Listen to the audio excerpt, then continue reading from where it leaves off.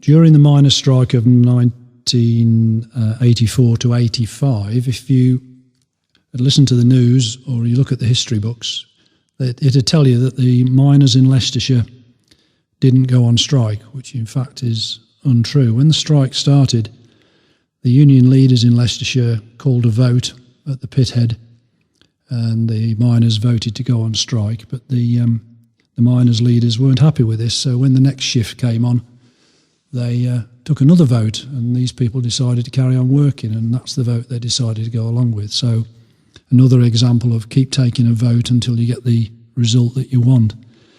But what actually happened was there were about 30 miners in Leicestershire who did go on strike for the whole of the time, stayed out on their own, and they had the nickname in the end of the Dirty 30. And when the strike eventually petered out, in some places people went back with a brass band at the front and banners flying. Of course, the Dirty 30 were on their own, and they just went back to work quietly, and like the song says, with no band or banner. No band or banner for the Dirty 30 when they went back to work with their heads held high. They stuck together against the odds when they went on strike to save their jobs, but in the end they were robbed. So no band or banner for the Dirty 30 when they went back to work with their heads held high. It was 1984 when Margaret Thatcher went to war against the men who won the coal. The miners had little choice but to go on strike and raise their voice to save their pits or face the dole. But not in Leicestershire, because the miners there ignored the strike and crossed the picket line. Except for just a few of them who saw it through until the end, the Dirty 30 as they were known in time.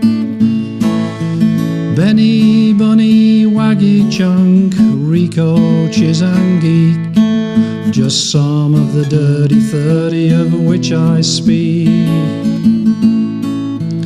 Helped by friends, wives and mothers and handouts from many others, they managed to make ends meet.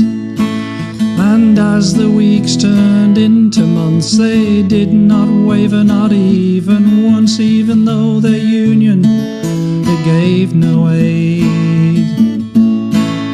They saw the scabs break the strike while they alone kept up the fight, but in the end they were all betrayed. So no band or banner for the Dirty 30 when they went back to work with their heads held high. They struck together against the odds when they went on strike to save their jobs, but in the end they were robbed. So no band or banner for the Dirty 30 when they went back to work with their heads held high. The news said that in Leicestershire all the other miners were working there, so the Dirty 30, they stood alone. The managers tried to sack them, their union leaders would not back them, and the police even tapped their phones. But throughout the battle that they fought, the Dirty 30 received support from those with little who gave what help they could.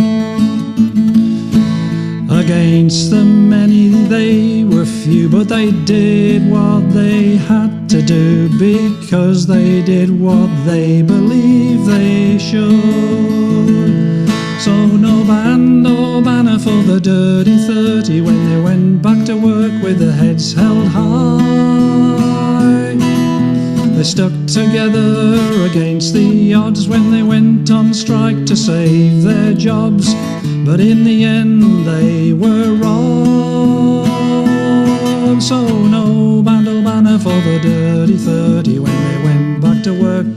heads held high. Few politicians gave support, and many made it clear they thought the miners were the enemy within. Some of the workers understood and gave support to the Brotherhood, and the Dirty 30, they did not give in. While the police, they earned their overtime, the strikers fought to save the mines, they fought to save the whole industry. But the politicians achieved their goal, now it's private pits and foreign coal, exactly how they wanted it to be. So no band or banner for the Dirty 30 when they went back to work with their heads held high. They stuck together against the odds when they went on strike to save their jobs, but in the end they were robbed. So no band or banner for the Dirty 30 when they went back to work with their heads held high.